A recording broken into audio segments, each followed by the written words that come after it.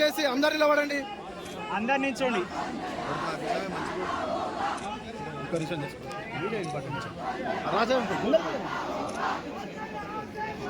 వెనకాలకు జరగండి, ఇంకా వెనకాలకు కాలేజ్. హిందువులపైన చేస్తున్న దుశ్చర్యలను దుర్ఘటనను ఖండిస్తూ షాద్నగర్ నియోజకవర్గంలో నిరసన ర్యాలీ చేపట్టడం జరిగింది. నేను ఈరోజు బంగ్లాదేశ్ వాళ్ళను హెచ్చరిస్తున్నాను. మా హిందువులను మీరు హరాస్మెంట్ చేస్తూ ఉన్నారు, మానభంగాలు చేస్తూ ఉన్నారు, దోపిడీ చేస్తూ ఉన్నారు. కానీ ఇక్కడ మేము ముస్లింల సోదర భావంతో ఇలా మెదులుతున్నాం. ఇలా ఇక్కడ ఉన్నటువంటి ముస్లింలు పెద్దలు గమనించాలి. ఇక్కడ మేమైతే ఎట్లయితే మిమ్మల్ని సోదర భావంతో చూస్తున్నామో అక్కడ ముస్లింలు చూడడం లేదు. కనుక మీరు అక్కడ విన్నవించండి, అక్కడ చెప్పండి, మేము భారతదేశంలో బ్రహ్మాండంగా బతుకుతున్నాం, మేమంతా అన్నదమ్ములాగా ఉంటున్నాం, మీరు అక్కడ ఉన్నటువంటి హిందువులను ఇబ్బంది పెట్టొద్దని. ఇలా ఇక్కడ ఉన్నటువంటి హిందువులను నేను కోరుతా ఉన్నా, మనం ఐక్యత లేకపోతే 2029-30లలో సేమ్ బంగ్లాదేశ్లో జరిగే పరిస్థితి మన దానికి వస్తుంది. కనుక ఇక్కడ ఉన్న హిందువులంతా ఐక్యత కావాలి, ఏకం కావాలి.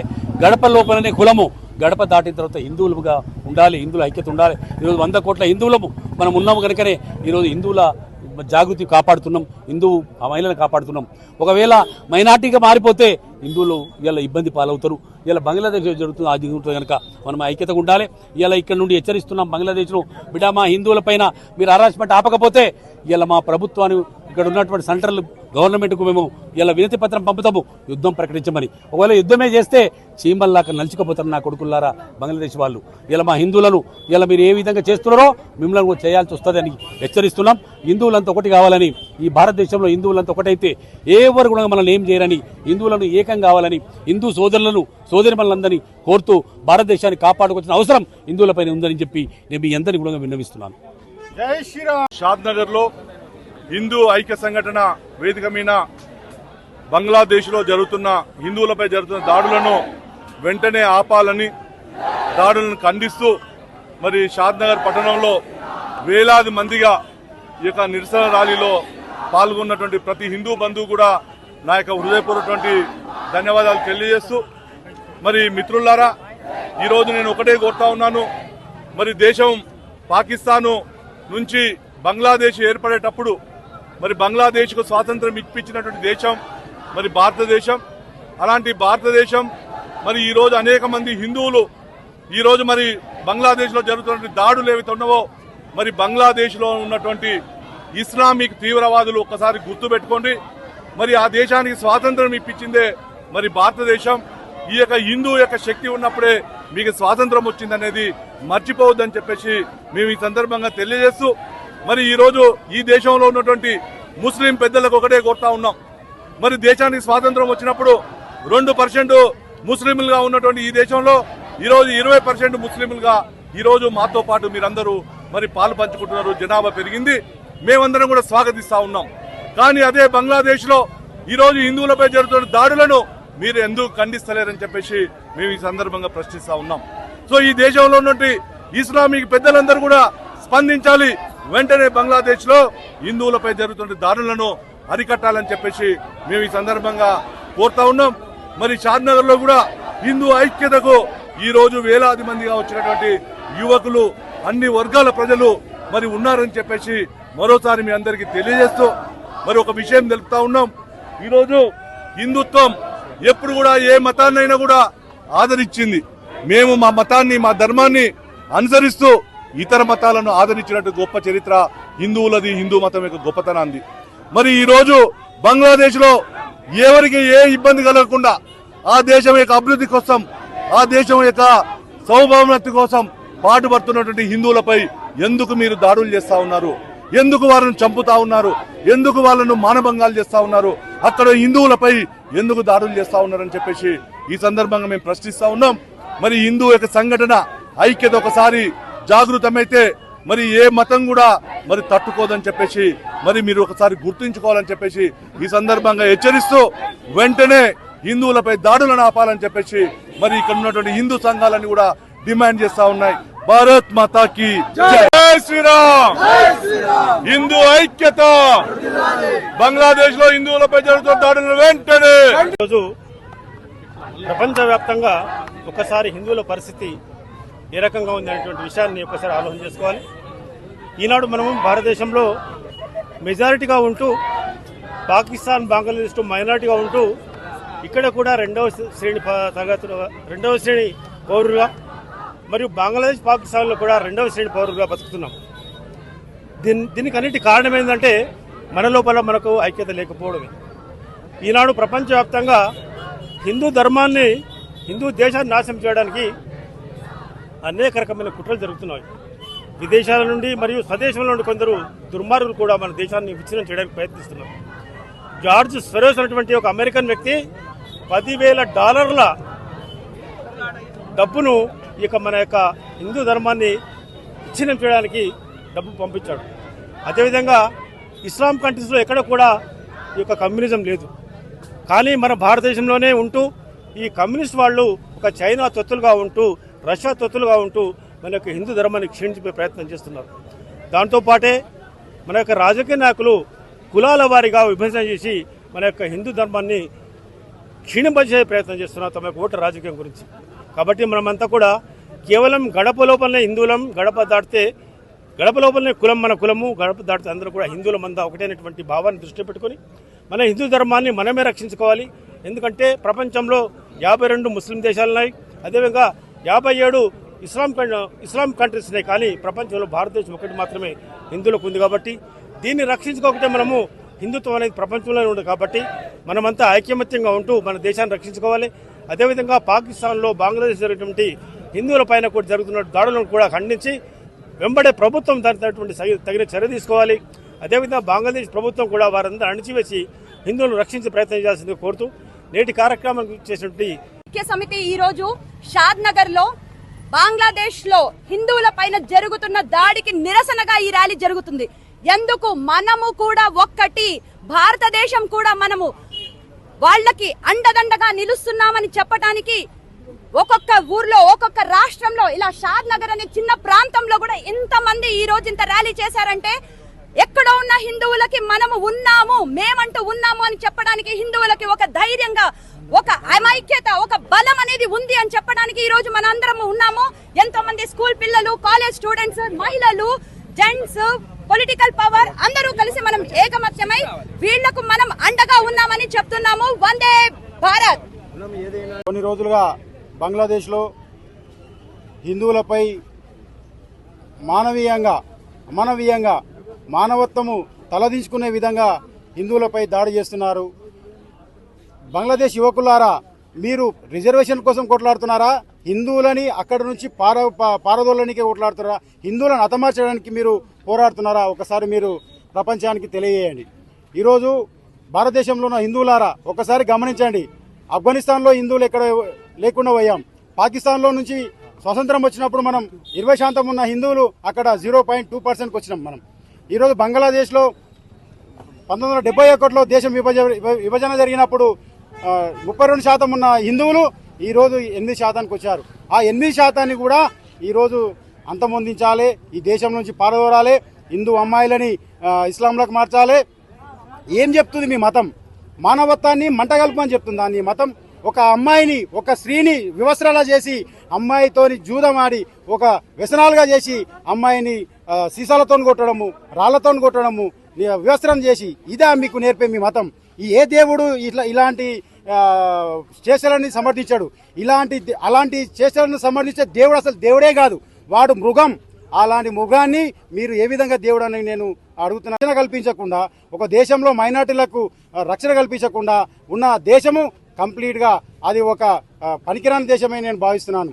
హిందువులారా, మీరు మేల్కొనండి. మన ధర్మాన్ని, మన హిందుత్వాన్ని, మన మహిళలని మనం రక్షించుకోవాలి. ఇప్పటికైనా బంగ్లాదేశ్లో జరిగే సంఘటన మనకు ఒక కనువిప్పు కావాలి. అతి తొందరలోనే 10-15 సంవత్సరాల్లో కూడా మనపై, దేశంపై జరగడానికి సిద్ధంగా ఉన్నారు ఈ మూకలు. ఆ రోజు మనము మన తల్లులని, మన దేశాన్ని ఏ విధంగా మనం రక్షించుకోవాలి? ఒక్కసారి ఈ రోజు నుంచి మీరు ఆత్మపరిశీలన చేసుకోండి, మీ మనసు దృఢంగా చేసుకోండి. ఎవరు ఏ కుటుంబాన్ని ఎవరు కాపాడరు. నువ్వు నీ కుటుంబాన్ని నువ్వే కాపాడాలి, నీ ధర్మాన్ని నువ్వే కాపాడాలి, నీ దేశాన్ని కాపాడుకోవాలి. ఈ దేశం పైన వేల సంవత్సరాల దాడులు చేస్తున్నా ఈరోజు ఇప్పటికి నిలదొక్కుంది ధర్మం ఒకటే. ప్రపంచంలో 150 దేశాలు ఇప్పటివరకు వారి స్వభావాన్ని కోల్పోయినాయి. చెక్కు చెదరకుండా వేల సంవత్సరాల సంధి ఉన్న ఈ భారతదేశం ఒకటే ఈ దేశం మీద కన్నేసిర్రు. హిందూ యువకులారా, హిందూ ప్రజలారా, మీరు ఆలోచన చేయండి. ఇప్పుడు కూడా మేలుకోకపోతే బంగ్లాదేశ్లో, పాకిస్తాన్లో, ఆఫ్ఘనిస్తాన్లో జరిగిన సంఘటనలే ఈరోజు మనపై జరుగుతాయి. ఇప్పటికైనా మేలుపుకొనకపోతే, హిందూ సంఘాలు చెప్పిన వినకపోతే ఇక మిమ్మల్ని ఏ దేవుడు కాపాడడు.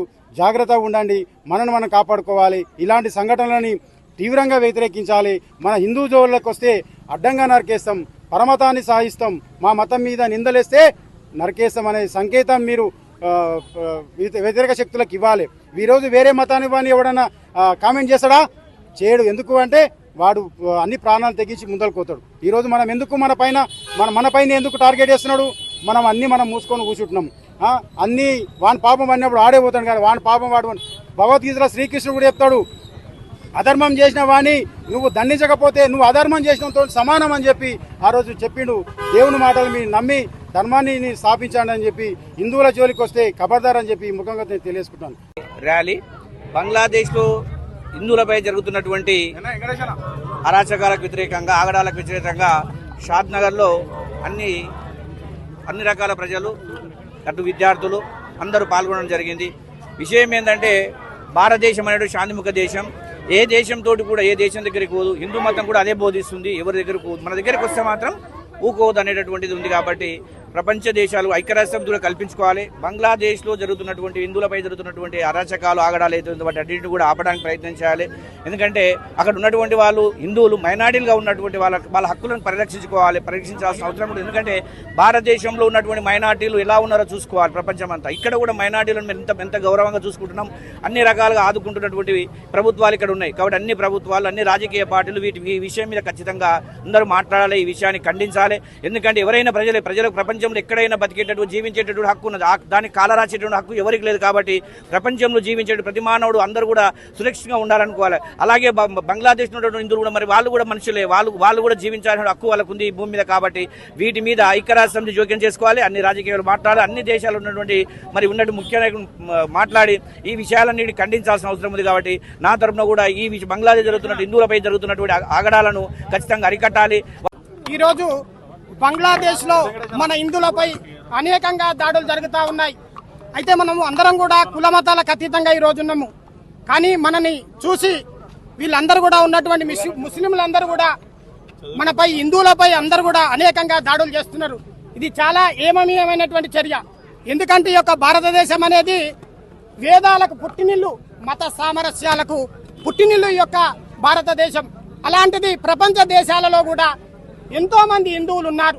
మన యొక్క పరిజ్ఞానాన్ని, మనకు హిందువులలో ఉన్నటువంటి జ్ఞానాన్ని అంతా కూడా కొల్లగొడుతూ ఈరోజు అక్కడ ఉన్నటువంటి బంగ్లాదేశ్లో ఒక్కొక్కటి చూస్తూ ఉంటుంటే మరి మీడియా మిత్రులు అందరూ కూడా ఏ ఒక్క దాంట్లో కూడా మన హిందూ సమాజం గురించి మరి ఈ విధంగా జరుగుతూ ఉన్నది. మనం హిందువులను కాపాడుకోవాల్సినటువంటి బాధ్యత ఈరోజు మన పైన ఉన్నది. కడప లోపలనే హిందూ మనమందరం కుల మతాలు ఉండాలి, అందరూ కూడా అన్నదమ్ముల్లాగా మనం ఉండాలి. కాబట్టి మనకు ఎప్పుడైనా సరే ఇలాంటి విపత్కర కార్యక్రమంలో మనం అందరం కూడా ముందుకొచ్చి ఇలాంటి దుశ్చర్యను ఖండించాలి. ఇక్కడ ఉన్నటువంటి ముస్లింలకు ఒకటే నేను హెచ్చరిక చేస్తున్నాను. హిందూ సమాజం తరపున మీరందరూ కూడా, ప్రతి ఒక్కరు కూడా హిందువులు ఇవాళ మన అన్ని వారి పండుగలకు అందరూ కూడా మనం పోతున్నాం, బాయ్ అంటున్నాం, అన్ని కొనుక్కుంటున్నాం సామాన్లు. కానీ ఈరోజు వారు ఎందుకు వ్యతిరేకంగా, ఈరోజు వారు ఎందుకు ఆ బంగ్లాదేశ్ లో జరుగుతున్నటువంటి మన హిందూ సమాజం మీద జరుగుతున్నటువంటి దుశ్చర్యను వాళ్ళు ఎందుకు ఖండించలేరని చెప్పేసి నేను తెలంగాణ బ్రాహ్మణ రాష్ట్ర సమితి తరపున తీవ్రంగా ఖండిస్తున్నాను. ఇలాంటి చర్యను మొత్తం కూడా ఖండించవలసినటువంటి బాధ్యత ఉంది. మరొకసారి మరి అక్కడ ఉన్నటువంటి ముస్లింలకు అందరికీ నేను హెచ్చరిక చేస్తున్నాను. ఈ యొక్క ఉన్నటువంటి హనుమాన్ తండు ఒకవేళ బయలుదేరితే మాత్రము చాలా తీవ్ర పరిణామాలు ఉంటాయి. కాబట్టి మీరందరూ కూడా ఖబర్దార్ అని చెప్తున్నాను. అందరూ కూడా ఇందులో పాల్పంచుకొని దీన్ని అందరూ కూడా ఇప్పటి విజయవంతం చేసిన అందరి ప్రత్యేక ధన్యవాదాలు. అందరికీ నా పాదాభివందనాలు. బంగ్లాదేశ్ లో ఏమో జరిగిందని మనం అనుకుంటున్నాము.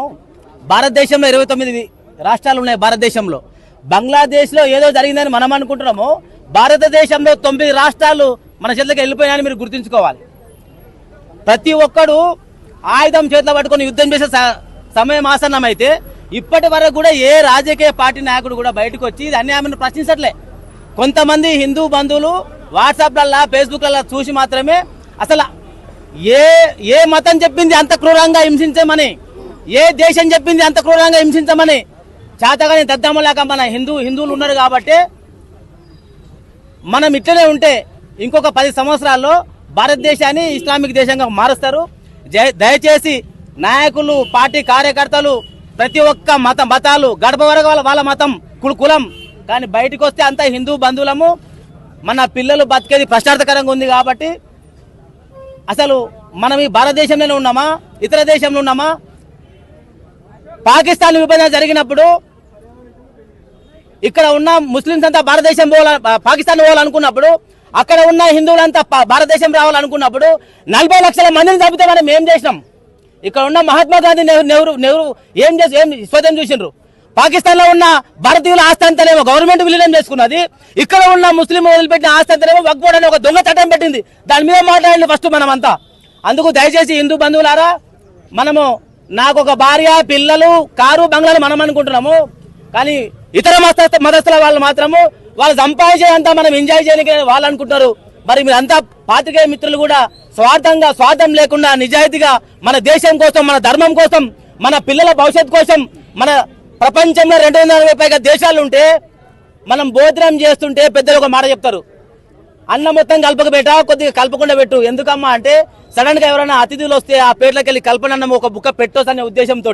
అంత గొప్ప ధర్మం మనదైతే శాతగాని వాళ్ళ కూర్చొని ఎక్కడ పడితే అక్కడ మన చరిత్ర ఎవరికి తెలియదు, మన పూర్వీక భారతదేశం చరిత్ర ఎవరికి తెలియదు, మన హిందుత్వం అంటే తెలియదు, బొట్టెందుకు కట్టుకుంటున్నామో తెలియదు, అయినా జై భారత్ మాత, జై హిందూ, జై.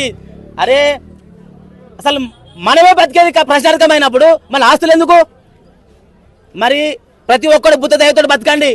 100 కోటీశ్వరులు మన తాన వాడు సంపాదించే ప్రతి రూపాయల 25% మన ధర్మం కోసం వినియోగించండి. ప్రతి గ్రామంలో ఆర్ఎస్ఎస్ చాలా గ్రామాలు లేదు, శాంతినగర్ లో ఉంటే ఆర్ఎస్ఎస్ ప్రతి గ్రామంలో, ప్రతి చిన్న ఆంబేడ్ గ్రామంలో కూడా ఆర్ఎస్ఎస్ ఉండాలి.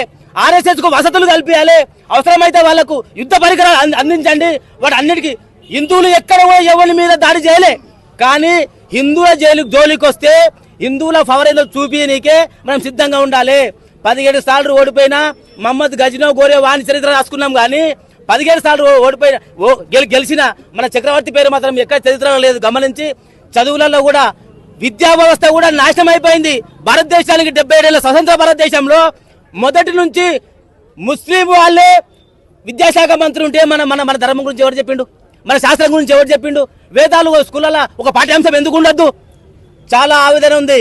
నేను ఏ నిమిషమైనా సావరిగా సిద్ధమే ధర్మం కోసం, కానీ మన నాయకులు, మన కార్యకర్తలు, మన పిల్లలు, నాకు ఒక కొడుకు, ఎంతమంది అయ్యా శివా నీకు పిల్లలు, ఒక కొడుకు ఒక బిడ్డ. అరే అవతలోనికి గుడిసె లేకుండా కూడా 10 మంది అంటుండే, మరి మనకు 10 ఎకరాల భూమి ఉండి 10 కోట్ల ఆస్తి ఉండి ఒక కొడుకు ఒక బిడ్డ ఎందుకు? నలుగురిని వెళ్ళండి, అమ్మాయిలు ఒకటని అబ్బాయిలు ఒకటని, ఒకరిని ధర్మం కోసం వదిలిపెట్టండి. అప్పుడే ఈ దేశం బాగుపడుతుంది. మీ అందరికీ పాదాభివందనాలు చేస్తున్నా. హిందుత్వమే ప్రపంచానికి తలమానికము. ఆ హిందుత్వాన్ని కాపాడుకోవడం ప్రతి ఒక్కరిది. ఈ కులం ఆ కులం గడప వరకు ఏమైనా కులం ఉండుకోక, కానీ బయటికి వెళ్ళినప్పుడు మాత్రం అందరు బొట్టు ఎందుకు పెట్టుకున్నామో తెలుసుకోండి, దుడ్డు ఎందుకు ఉండాలో తెలుసుకోండి, దుద్దులు ఎందుకు ఉండాలో తెలుసుకోండి. మన ధర్మం మీద తెలుసుకున్న తర్వాత మీరు బయటకు వచ్చి ఏ రాజకీయమైనా చేసుకోండి. ఈ అవకాశం ఇచ్చిన పాత్రికేయ మిత్రులకు జై శ్రీరామ్, జై శ్రీకృష్ణ.